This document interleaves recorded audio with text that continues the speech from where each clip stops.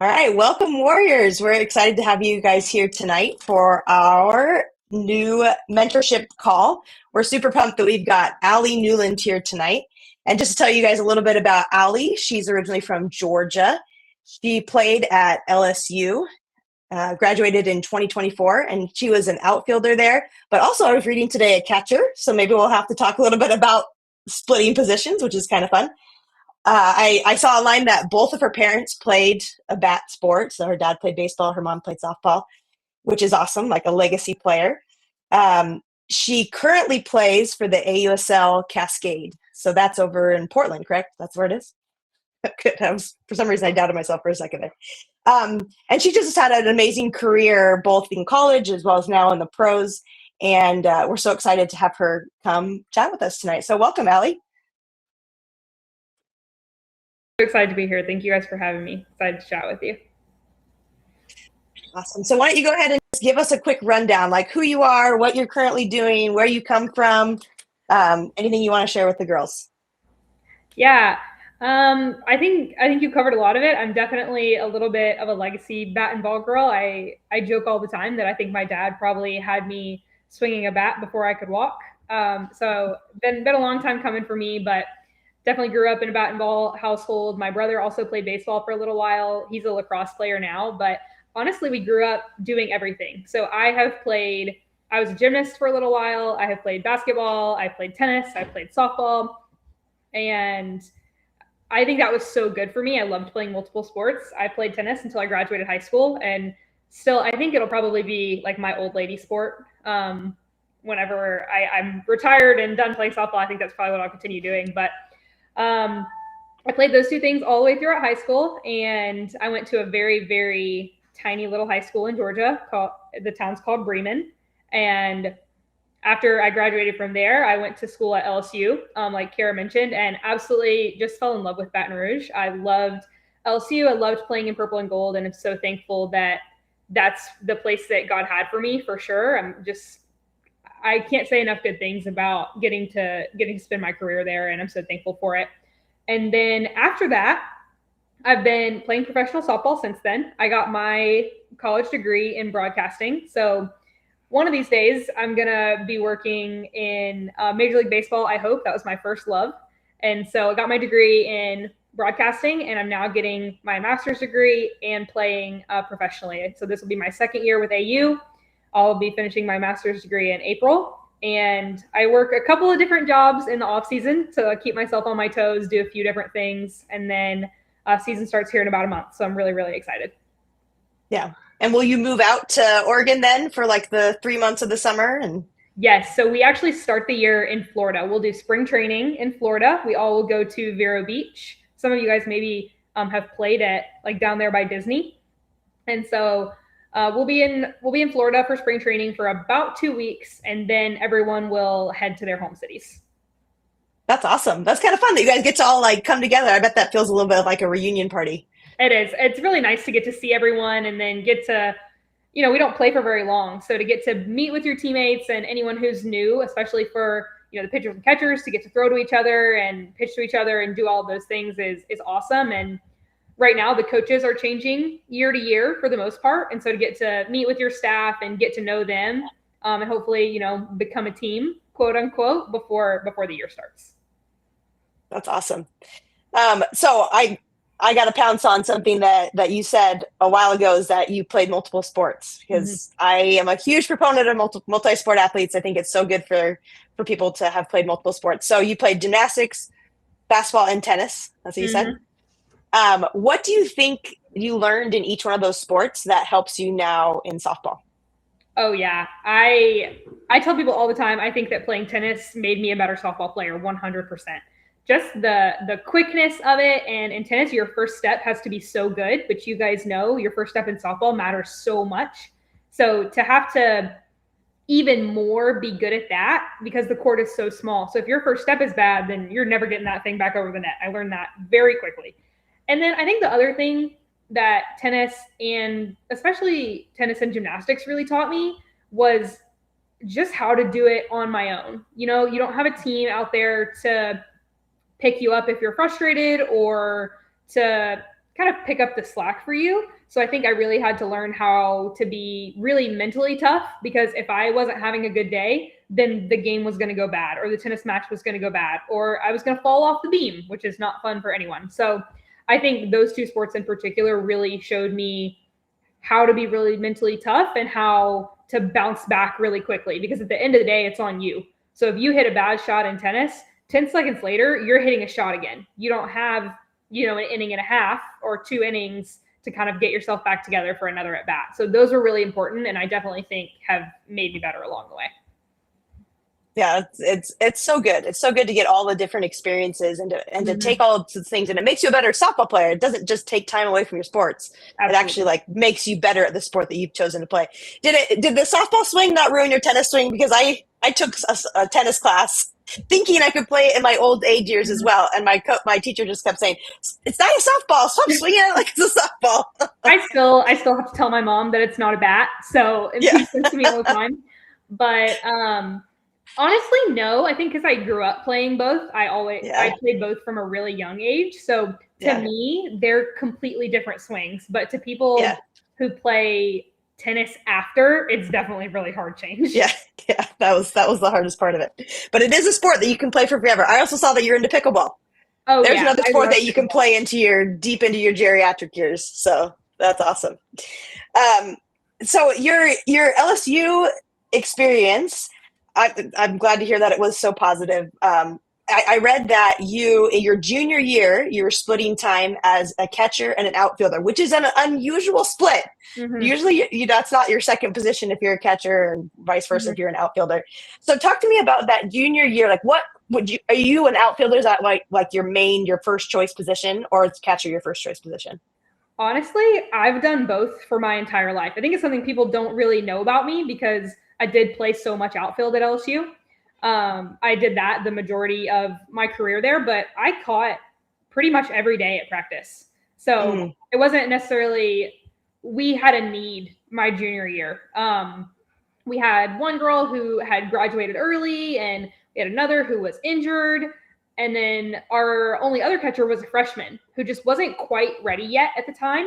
And so it was so nice that I had never really stopped working on it. And I was able to like roll back there when that's what the team needed. And offensively, really more than anything, we needed to get me and someone else in the lineup, and that was better in the outfield.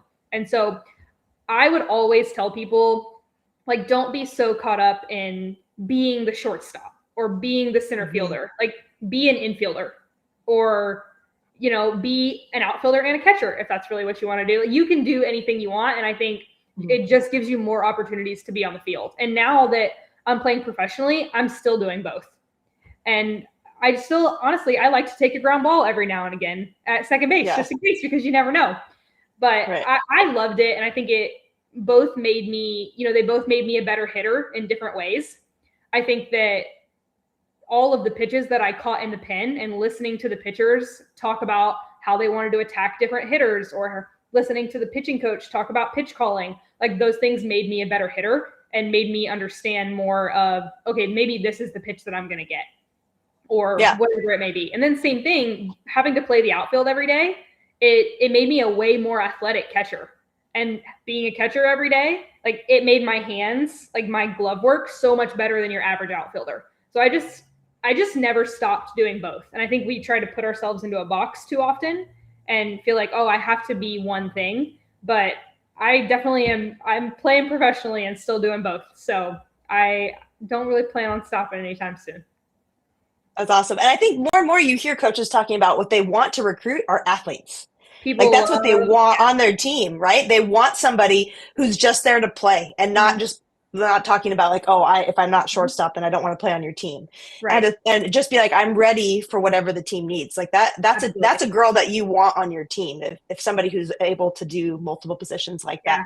I would tell you too, like, I'm a good softball player. Don't get me wrong, but so much of the reason that I was even drafted into the AUSL was that ability to play multiple positions, because the rosters are small. Like, there aren't a ton of professional softball players. And so having somebody who can do multiple things when you need them to, because if someone gets injured, there aren't just professional players on the bench, but being able to do multiple things is so much, of what made me valuable as a player.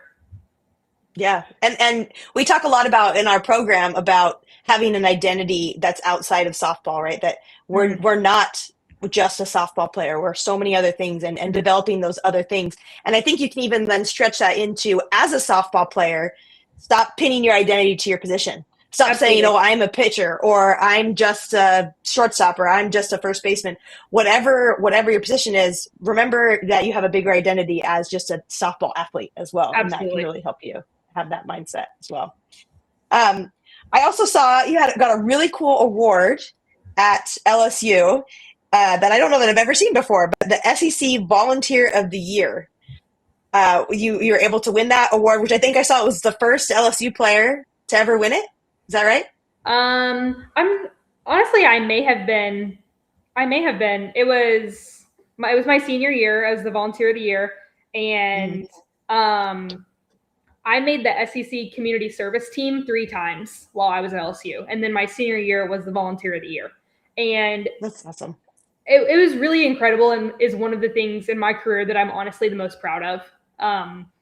The other things are really cool, and I think nobody will remember them about 2 years from now, but the way that I got to serve Baton Rouge and the community that I lived in and the people who bought tickets to my games was really one of the coolest parts of my career, to just be in the community that I lived in and, to affect change in people's lives. I am so thankful for it. And it made the softball so much sweeter, I think, to me. It's like look into the stands and know, like, I had been there with those people, and I had been, out where they are, and I had hopefully, affected change in some way in their lives. So that was always really important to me, and something that definitely my parents were a big part of. We were always just like looking to meet a need or for someone to help, and that kind of carried over into my college career. I didn't even know that there was a community service team or there was a Volunteer of the Year, but just to be a part, of the community that I lived in and be a part of the people's lives who were watching me play every day was incredible and one of my favorite parts of my career. Yeah, tell us a little bit about what you did to get involved. Like, what were your projects that you worked on, or the organizations that you worked with during that time? Yeah, I did a little bit of everything, honestly. So I was the community service director at LSU. There's something called SAC when you get to college, which is the Student Athlete Advisory Committee. And that group of student athletes gets to kind of decide what the programming for student athletes will be for the year is. And so what I did was I got to decide what the student athletes were going to volunteer and do. So if I thought that the football team needed to go to Our Lady of the Lake, which was the big hospital in Baton Rouge, the football team would hopefully, if they listen to me, they would go and make that appearance. Or when I was going out and doing things myself, I did a lot of things with the church that I went to in Baton Rouge. So every Thanksgiving, we did hams for fams. And the weekend of Thanksgiving, a few of the softball team, we would head up an area of Baton Rouge, and we would hand out the hams and pretty much everything you needed to make for Thanksgiving dinner to a neighborhood that was like surrounding, LSU's campus. So that was one thing that I remember doing that was really cool. Let's see. I did some things with like local schools. One year I took the softball team and we like painted and cleaned out an old school, or not an old school, like a school that was still being used. But we came in on a weekend one year and we cleaned out and repainted everything so that when those kids came back on Monday, that like school was somewhere that they wanted to be. And that was really cool. I remember that was kind of the first time that I had done something with a whole team before. And so getting to like experience that with them and the people who I was playing with every day was awesome. Those are the two that stand out to me right now. I did some other things, but those are the two that I remember the most. That's great. And what great memories that you've created too. Once again, building that identity outside of softball and realizing I can have an impact. I can matter in ways that don't involve hitting a yellow ball around a park. 100%. So that's awesome. We did a lot of things. I hosted some free clinics in my time there. And then same thing, like I would come home almost every fall that I came home from school, I would host a clinic in like my hometown, which is really small. But we worked some free clinics, and we did that as a team a few different times. Just organized like how can we make softball more accessible to like communities that maybe don't have it, and that was really cool too. That's awesome. So before we open it up to these girls to be able to ask you their question, what would you say? So we're obviously here talking about mental skills. That's what we're training and what we're trying to learn. So what would you say for you? What's been your like mental skills journey? Like, have you known about them for a long time, or is it something that's kind of new, or like what's your experience that you've had with mental skills and how they've benefited you as you've played? Oh yeah, I would say that the really buying into the mental performance side of things changed my career, like completely changed my career. I was in no other words, a hot mess for a long time. I just wanted it so bad and got so frustrated when I didn't get the outcomes that I wanted, or I felt so terrible that I was letting everyone down. And so it was really hard for me for a lot of years.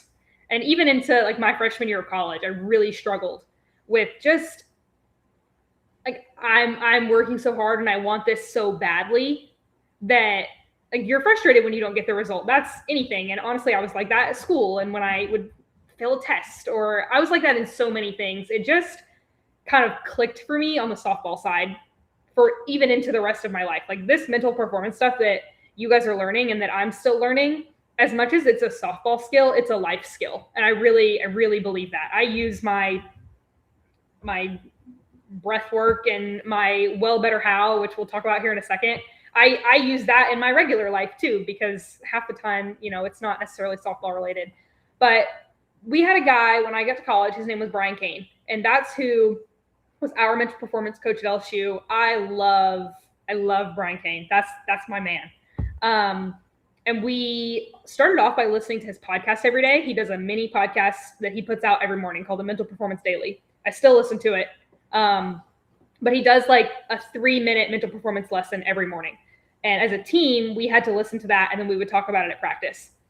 And I was like, oh, that's kind of good stuff. And so I kind of bought into it. And when I really started using some of those lessons, it wasn't even that my softball got better. It just freed me up to play the softball that I could already play. And I really believe that. I really push everyone to, you're just not too cool. I think a lot of people think they're too cool or that they don't need that stuff, like the mental performance things. But even on my best softball days, like those things make me a better softball player. And so just Brian Kane's big thing is control what you can control. And so learning that and really taking that to heart and preparing as best as I could, and then surrendering the results to be what they are. That was the biggest change for me, and what really, it changed my career. It just made softball so much more fun again, because for me, like I'm a worker, like I'm a swinger. I swing all the time. I like to practice. And so I knew that when the weekend came, like nobody had out prepared me. Nobody had out practiced me during the week. I knew that. I was very confident of it. And so then what did I have to be worried about? Or if I got out and was frustrated, what really was I frustrated about? Because I did everything that I could do and the outcome didn't come, and that has to be okay with me. Like I have to rest in knowing that I did everything I could do. And really buying into that and knowing that changed so much for me about everything, honestly, about practice, about games, just about how I felt about myself as a human being. Like I felt like I was a terrible person when I was playing bad softball. And what a rough way to live your life, because softball is really hard and you're going to get out a lot. It is. So learning that for me, just being able to separate those two things and understanding that if you've done everything you can do, then the outcome just gets to be the outcome. It's just feedback and not anything else. Right. I love how you say that. And I think for a lot of people, this is how mental skills really click, because I think a lot of people come to mental skills thinking it's the magic formula or the magic potion. No, it's that hard. Now that I know how to breathe and visualize, I'm going to be now the perfect softball player. And that's not it at all. It is not a magic pill. It's not a magic bullet. It is giving you skills so that your preparation that you put in, it's not like all of a sudden you don't have to practice, but now your practice actually shows up when it's time to play. And so your preparation, it removes that mental barrier that takes away from your preparation. So now your physical preparation can actually show up. And then you're stacking physical preparation versus physical preparation, as opposed to physical preparation with like some mental anguish that like lowers your ability. I was so my biggest issue was you just get beat. Yeah, right? My biggest issue was post game. Like I was never nervous, really, or not confident or unsure. But after the game, like if I was bad, I was crushed. And that's a really hard way to live, and it bleeds into your practice the next day, because then practice feels like life or death or whatever it is. So just being able to separate the outcome from the prep was really important for me, and definitely changed how I prepared. And also just I was able to get back to the next at bat so much faster, or get back to the next game so much faster, instead of still like being so mad at myself and frustrated that I had let people down, that I couldn't then go do the thing the next time.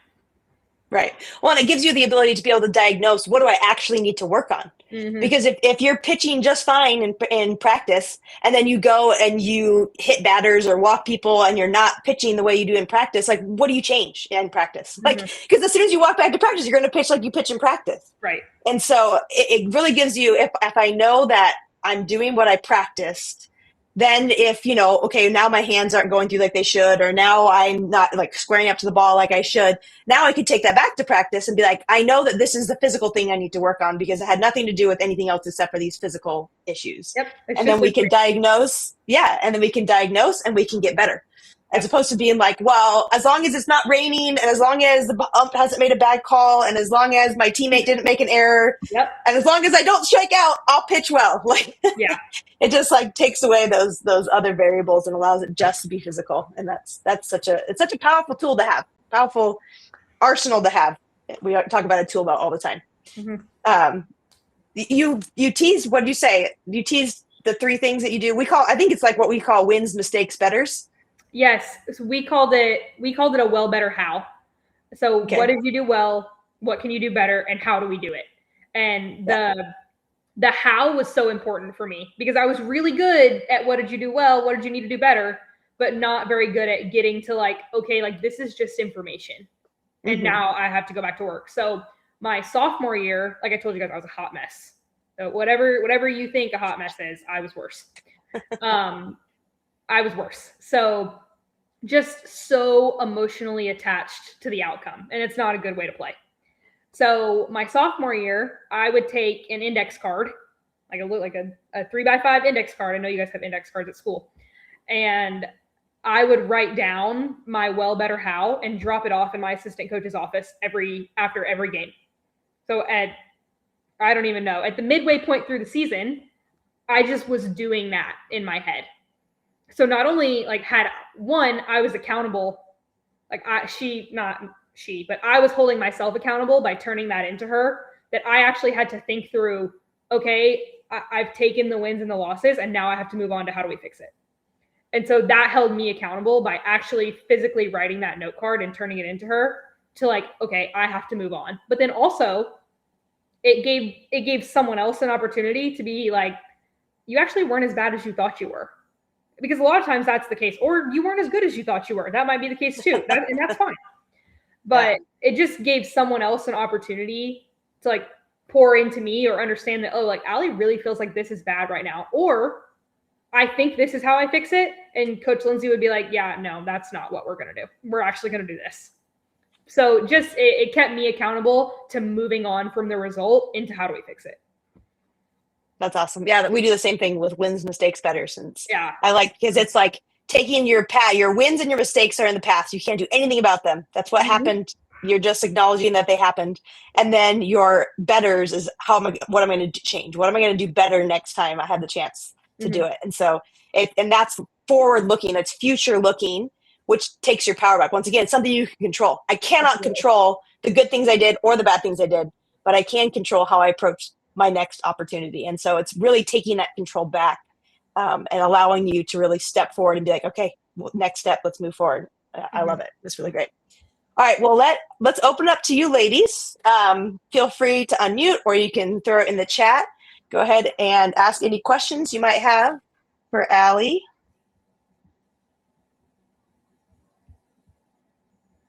Yeah, Sophia, you can go ahead. Shout Go ahead, Sophia. How did you know you wanted to go forward and play softball instead of tennis and gymnastics? Yeah, honestly, that was really hard. I thought that I was going to be a gymnast through and through. I remember, you guys don't even know about this anymore, but there used to be a computer room in your house. If your parents are listening right now, they'll think that's funny. But I remember being upstairs with my dad and just crying because I didn't know what I wanted to do. I still wanted to be able to do everything. But being a gymnast was so much time, right? It takes more time than everything else. And so my dad finally just kind of said, he's like, okay, do you want to be just a gymnast, or do you want to be a tennis player, a softball player, and a basketball player? And I really wanted to be able to do multiple things. So that's what I picked at the time. And then as I kept going in it, I feel like I really liked softball the best. And I was the best at that one. And my dad had also played that one. So he was my coach for a really long time, and getting to do that with him together was really cool and definitely something I will never forget and I loved doing. So it was really nice to get to do that together, and it was just the one that I was best at the end of the day.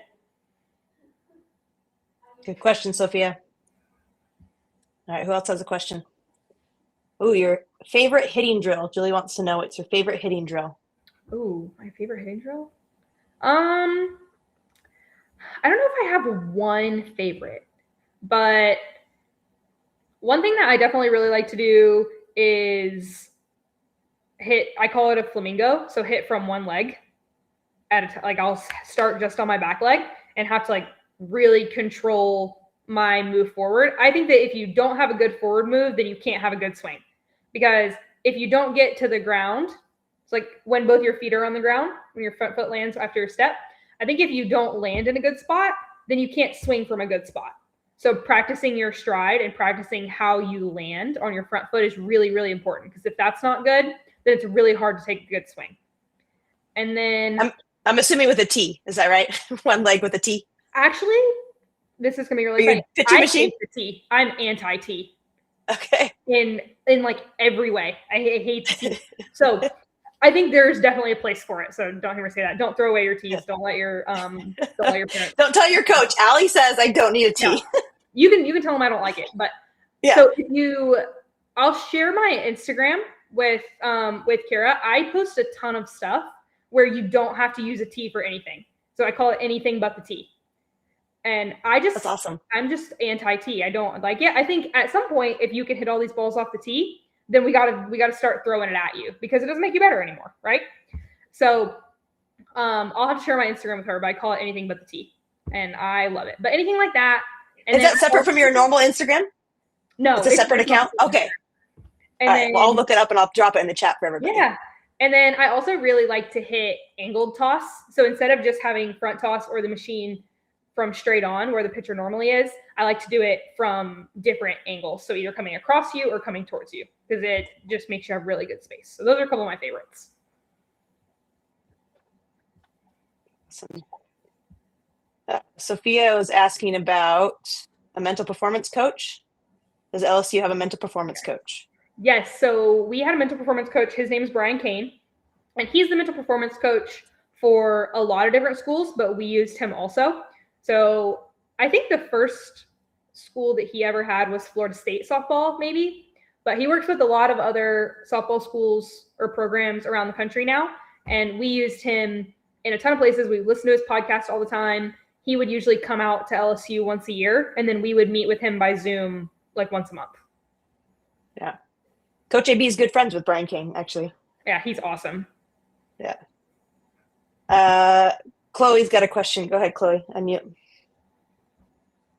What's your number? 44. I was And if you 22 see in for a really long time, but 44 now. Awesome. What if you look in the chat? I put in her Instagram handle, so it's at Ali44 Newland. Yep.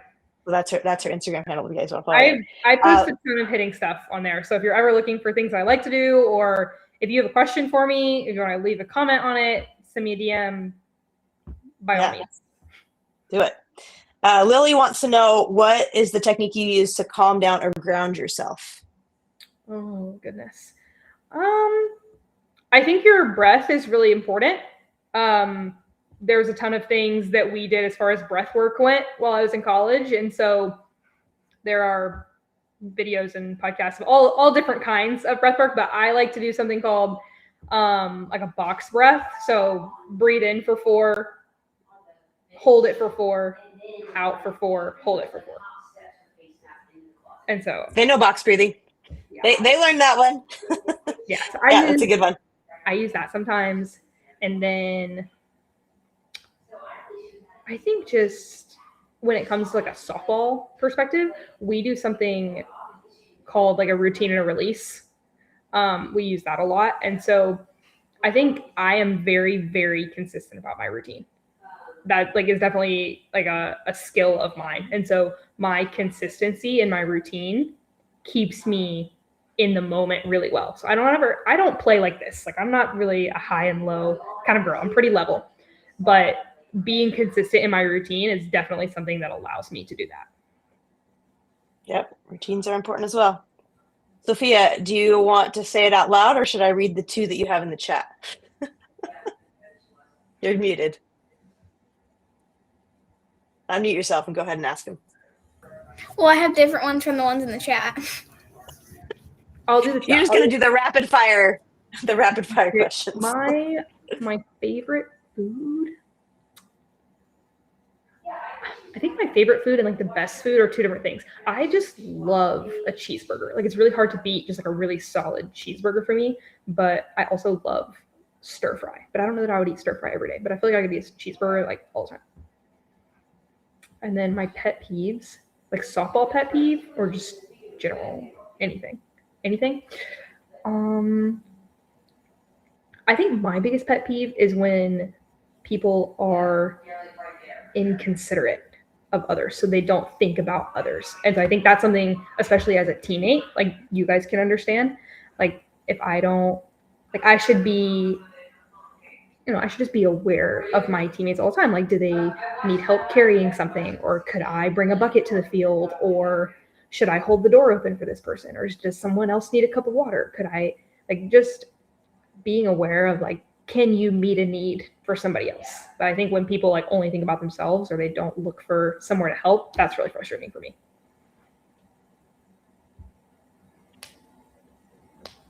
What other questions you guys have? Go ahead, girl. Sophia. Do you have like a favorite like stress toy, like a squishy or like slime or something?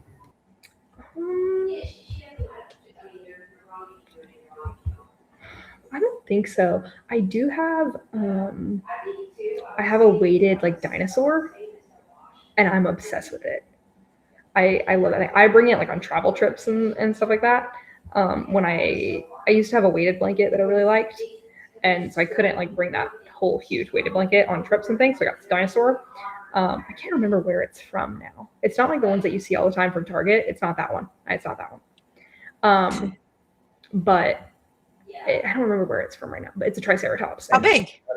It's like pillow size, or like large stuffed animal size. Oh yeah, it's legit. It's Triceratops. Do you sleep with it on your chest? I like to hold it most of the time. I like to hold it. Okay, that's awesome. Chloe's asking about your pregame routine. What's your pregame routine? I don't know that I have a super specific pregame routine. I think routines are very good, but you can also be trapped by them if you get like too intense with it. So my pregame routine is not super strict because like I'm playing in different places all the time, right? Like every game that I play is probably at a different park. So it can't be too crazy. But I always watch, so like I like to watch a lot of film about the pitchers that I'm about to face. And so either the night before or the morning of, I like to watch every hit that pitcher has given up. So like I like to watch other people be successful. I think other people like to watch their good pitches, but for me, I really like to watch other people be successful. Or if I have already hit off of that pitcher before, then I'll watch myself get hits off of that pitcher. So I'll watch myself be successful. And I love that. It's important for me. I really like to do that from a film perspective. And then I always hit early. So if we play like a game at 5, then we'll probably take BP, about 3:30 or 4. But I always hit in the morning. So I'll probably hit at 10, like in the morning before the game, and then I'll come back. So in the morning, I get to work. And I get to hit the pitches that I'm going to see. Or if the pitcher has a really good curveball, then I might hit a really good curveball in the morning. But by the time I get to the field, I'm not getting any better, right? Like by the time you get to the field, you are who you are. And that's okay. You got to figure out how to win with what you have. So whenever I get to the field, I like to hit fastballs, just right down the middle, fastballs, and feel myself be successful and take my best swing. So that in the game, I'm used to having taken my best swing. So those are 2 or 3 things that I always do. But for me, my pre-bat routine is what's really important. And so I do the same thing every time. There's honestly probably videos of it everywhere, but it's the same thing every time I get in the box. It's the exact same. You could bet on it. That's how consistent I am with that. And so when I get in the box, I don't have to guess or think or do anything because I'm so consistent with that routine that I know exactly what's going to happen. I get in the box really calm and really confident. And then another thing that Brian Kane would always tell us was having your keys to keep it simple. So KISS, keep it simple. We'd have our 3 keys. And so for me, that was breathe, see, and get my swing off. So no matter what, I was going to get my swing off. Good pitch, bad pitch, ball, strike, whatever, who cares? But I was going to get my swing off no matter what. So those are my keys to keep it simple. I would say those as I walked up to the plate and then get in the box with my pre-at-bat routine, take the pitch, hit the pitch, step out, do my pre-box routine again, get back in the box. So those things were really important to me more than my pre-game day routine. That's awesome. All right. Well, I'm sure these girls could just pepper you with questions all evening, but we do want to be respectful of your time. Thank you so much for coming. This was really great. I'm really glad that the girls got to hear from you and all of your experience. I'm going to have you close out with the one last question that we ask all the mentors that come. And that is, if you were to travel back in time to these girls' ages, what would you tell yourself if you were to go back in time to your these girls are 12, 13, 14, 15, 16, somewhere around there. That's $1 million question, guys. That's Mr. Kane's favorite question also. What do you know now that you wish you knew then? I think, man, so many things, but I think just take it all as feedback. Failure is feedback. And the sooner that I would have realized that and, accepted that, then things would have been 1,000,000 times easier for me. I think that my competitiveness and my perfectionism are definitely part of what made me a great player, but it's also a little bit of what held me back once I got to college because I didn't allow myself to fail with much grace. So take it all as feedback. And if you get out, if you get a hit, whatever it is, just removing that emotional attachment to what happens and taking it all for exactly what it is. Oh, you got out? Good. This is how I can fix it. Oh, I got hit? Good. Let's do that again. So that's a Jockoism for you guys. You're probably too young for Jocko, but that's okay. So that would be number 1. And then number 2, and I really want you guys, I know we've been on here for a long time, but you guys lock in for this one. Confidence is a choice. And that is for your whole life.